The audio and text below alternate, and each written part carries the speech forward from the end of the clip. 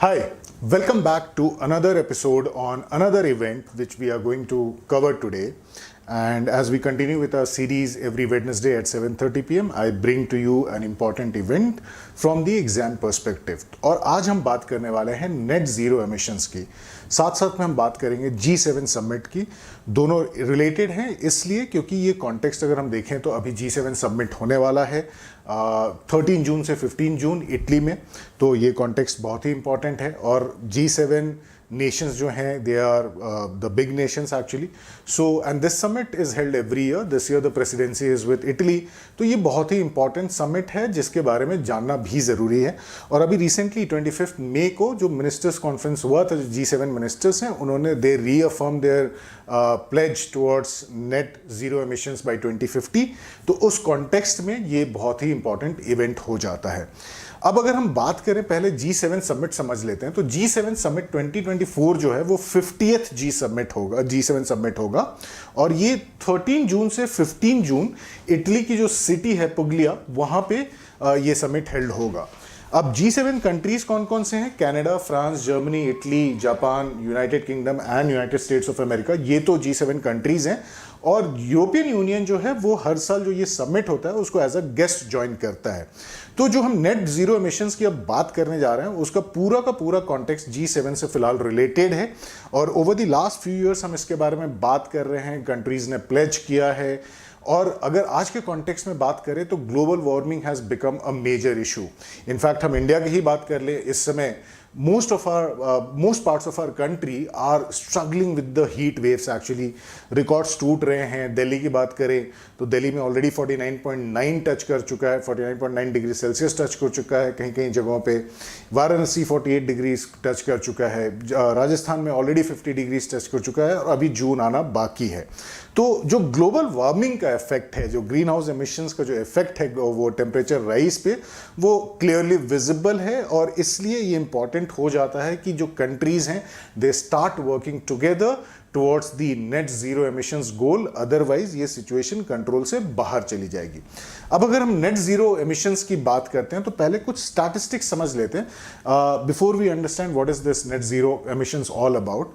अगर हम बात करें China, USA, India, European Union और रशियन फेडरेशन की, together these countries account for 60%, they accounted for 60% of the greenhouse emissions in the year 2021।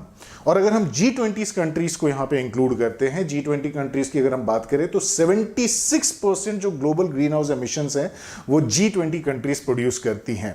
सो अगर देखा जाए तो कुछ डेवलपिंग नेशंस और मेजरली जो डेवलप्ड नेशंस हैं they are accounting for most of the green house gases emissions which is leading to global warming.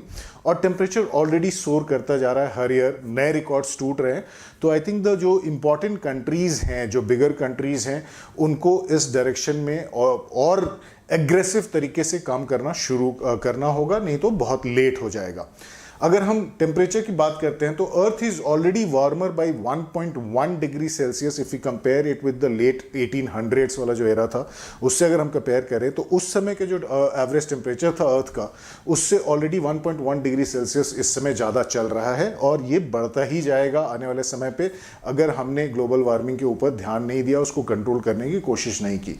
जो reductions की बात कर रहे हैं उसका उल्टा हो रहा है। अगर हम करेक्ट कॉन्टेक्स्ट में देखें, जो रियलिटी है इस समय अगर हम उसकी बात करें, हमको 45% रिडक्शंस करने होंगे ग्रीन हाउस गैसेज एमिशंस की बाय 2030। लेकिन अभी फिलहाल अगर हम बात करें तो जो नेशंस का डेटा अवेलेबल है, उनके जो एक्शन प्लान से डेटा अवेलेबल है, वहां पे उल्टी स्थिति चल रही है फिलहाल और 9% से actually green house gases emissions increase हो गए हैं और वो 2030 तक प्रोजेक्टेड है कि 9% इंक्रीज हो जाएंगे। तो हम एक तरफ रिडक्शन की बात कर रहे हैं, एक तरफ ग्लोबल वार्मिंग को कंट्रोल करने की बात कर रहे हैं, बट यहां पर उल्टा हो रहा है। जो प्रोजेक्टेड नंबर्स हैं उसके हिसाब से बाय 2030 मतलब आने वाले 6 सालों में 9% उल्टा इंक्रीज होता हुआ दिख रहा है। तो ये एक बहुत ही इंपॉर्टेंट स्टैटिस्टिक्स स्टैटिस्टिक्स से रिक्वायरमेंट है कि हम 2030 तक किसी भी तरीके से एटलीस्ट 45% रिड्यूस करें from the current levels, but वो 9% इंक्रीज होता हुआ दिख रहा है जो स्टैटिस्टिक्स अवेलेबल है, जो डेटा अवेलेबल है। अब ये नेट जीरो की हम बात तो कर रहे हैं, बट नेट जीरो है क्या? और कुछ और टर्म्स हैं जिनको इंटरचेंजेबली यूज करते हैं लोग, जैसे कार्बन न्यूट्रलिटी हो गया या ग्रॉस जीरो हो गया। बहुत बार लोग कंफ्यूज हो जाते हैं कि नेट जीरो और कार्बन न्यूट्रलिटी जो है वो सेम चीज है, तो हम उसको भी अंडरस्टैंड करेंगे, बट उसके पहले एक सिंपल डेफिनेशन से समझ लेते हैं कि नेट जीरो एग्जैक्टली है क्या। तो अगर हम नेट जीरो की बात करते हैं तो नेट जीरो एग्जैक्टली मीन्स कि balancing the amount of green house gases which are released and the amount which is offset, so that उसका जो टेम्परेचर पे इंपैक्ट है वो नहीं पड़ना चाहिए, टेम्परेचर इंक्रीज नहीं करना चाहिए, उसके ऊपर कोई इफेक्ट नहीं आना चाहिए। तो जितने ग्रीन हाउस गैसेज हम एमिट कर रहे हैं, जो एमिशंस हो रही हैं, उतना ही अगर हम ऑफसेट करते हैं तो वो है फंडामेंटल डेफिनेशन अगर हम बात करें नेट जीरो एमिशंस की। और ये जो कंसेप्ट है नेट जीरो का, ये सबसे पहले इन्वायरमेंटल लॉयर फरहाना यामीन ने इस आइडिया को प्रेजेंट किया था during the climate talks earlier. तो ये जो क्रेडिट है नेट जीरो एमिशंस वर्ड का या कॉन्सेप्ट का, वो जाता है इन्वायरमेंटल लॉयर फरहाना यामीन को। Paris agreement was a major step to forward actually. तो अगर हम बात करें तो जो पेरिस में जो 2015 में क्लाइमेट कॉन्फ्रेंस जो हुआ था, वहाँ पर इस चीज़ को लेकर के काफ़ी गंभीरता से डिस्कशंस हुए थे एंड कंट्रीज प्लेज की आगे जाकर के हमें वर्क करना होगा। तो जो पेरिस एग्रीमेंट है 2015 का नेट जीरो के तहत अगर हम बात करते हैं तो वो बहुत ही इंपॉर्टेंट स्टेप था, बहुत ही इंपॉर्टेंट समिट था वो वाला जहाँ पे ये एग्रीमेंट बना था। अब जो पेरिस एग्रीमेंट की हम बात करें, नेट जीरो की अगर हम बात करते हैं तो वहाँ पे जो टेम्परेचर रिलेटेड गोल्स जो थे वो 1.5 डिग्री सेल्सियस पे रखा गया था कि जो 1.5 डिग्रीज के अंदर ही रखना है। जो टोटल इंक्रीज है फ्रॉम द करंट लेवल, जो ग्लोबल वार्मिंग लेवल्स की बात करें, इसके बियॉन्ड इसको नहीं जाने देना है। कई बार 2 डिग्री सेल्सियस की भी बात उठी है, लेकिन पूरी कोशिश हर बार बात ये रहती है कि टेम्परेचर्स को कंट्रोल करके रखना है विद इन 1.5 डिग्री सेल्सियस। इससे ऊपर हमें नहीं बढ़ाना है इस चीज़ को एक्चुअली। तो ये इंपॉर्टेंट है और ये जो बैलेंस है, ये ह्यूमन मेड एमिशंस का जो है उसको बैलेंस करना है। और जो सेकेंड हाफ ऑफ सेंचुरी है, जो 2050 के बाद का जो समय होगा, वहाँ पे रिडक्शंस मेजरली होने चाहिए। कंट्री वाइज स्टैटिस्टिक्स कुछ देख लेते हैं। इंपॉर्टेंट डेटा है, इंपॉर्टेंट इंफॉर्मेशन है। भूटान और सूरीनाम दो ऐसे कंट्रीज हैं जो ज़्यादा कार्बन डाइऑक्साइड एब्जॉर्व करते हैं, जितना वो एमिट करते हैं उससे ज़्यादा कार्बन डाइऑक्साइड एब्जॉर्व कर लेते हैं। तो देखा जाए तो एक तरीके से तो नेट जीरो भूटान और सूरीनाम में हम बोल सकते हैं कि मतलब ऑलरेडी हो चुका है, क्योंकि ये दो ऐसे कंट्रीज हैं जहां पे जितने ग्रीन हाउस गैसेज एमिशंस हैं, कार्बन डाइऑक्साइड जो एमिशन है, उससे ज़्यादा वो कार्बन डाइऑक्साइड ऑब्जर्व कर लेते हैं। तो ये बहुत ही इंपॉर्टेंट है और ये क्रेडिट इन दोनों कंट्रीज को डेफिनेटली दिया जाना चाहिए। फिनलैंड जो है वो एम कर रहा है to achieve net zero by 2035 itself. बहुत स्टिफ टारगेट है, मैं डेफिनेटली कहना चाहूँगा बहुत ही स्टिफ टारगेट है, बट दे आर एमिंग कि बाय 2035 फिनलैंड में नेट जीरो एमिशंस हो जाएं। ऑस्ट्रिया 2040 का टारगेट लेकर के चल रहा है। Sweden is targeting 2045 to become a country with net zero emissions. Actually net zero goals को अचीव कर लिया जाए। अगर हम इंडिया की बात करते हैं तो इंडिया ने जो 2021 में COP26 जो कन्वेंशन था, UN framework convention on climate change, November 2021 में जो हुआ था, वहां पर इंडिया ने प्लेज किया था कि हम जो नेट जीरो एमिशंस का जो टारगेट है, नेट जीरो का जो टारगेट है, वो बाय 2070 अचीव करेंगे। तो हालांकि फिलहाल अगर एक्शंस देखा जाए तो काफ़ी सारे countries criticising the steps so far taken by India. अब अगर आप रीड करते हो तो आपको समझ में आएगा कि the other countries are not very happy with the target India has taken and the steps they do not see positive steps being taken actually, so that's their view actually. But India ने 2070 का timeline commit किया है for net zero emissions in the country. अब net zero और carbon neutral जो है, ये दो इंटरचेंजेबली वर्ड है जो मेजॉरिटी यूज करते हैं और यहां पर एक छोटा सा कंफ्यूजन रह जाता है। लोगों को लगता है कि दोनों एक ही चीज है। तो let me explain you to understand कि ये दोनों कैसे डिफर करते हैं। अगर हम कार्बन न्यूट्रल की बात करते हैं तो कार्बन न्यूट्रल जो है वो लिमिट करने की कोशिश है कि जो कोई इंक्रीज है फ्यूचर में वो लिमिट हो जाए और जो ऑफसेट कर सकते हैं जो एग्जिस्टिंग एमिशंस हैं उसको भी किया जाए। लेकिन अगर नेट जीरो प्रैक्टिकली हम बात करें तो वो उसका जो प्राइमरी फोकस है वो है reducing carbon emissions as much as possible. वो पहले ऑफसेट गोल को बात नहीं कर रहा है। उसकी पहली प्रायोरिटी जो है नेट जीरो की जब हम बात करते हैं तो यहां पे पहली प्रायोरिटी है कि जो ग्रीन हाउस गैसेस का जो एमिशन है, जो कार्बन एमिशंस हैं, वो ज़्यादा से ज़्यादा रिड्यूस किया जाए।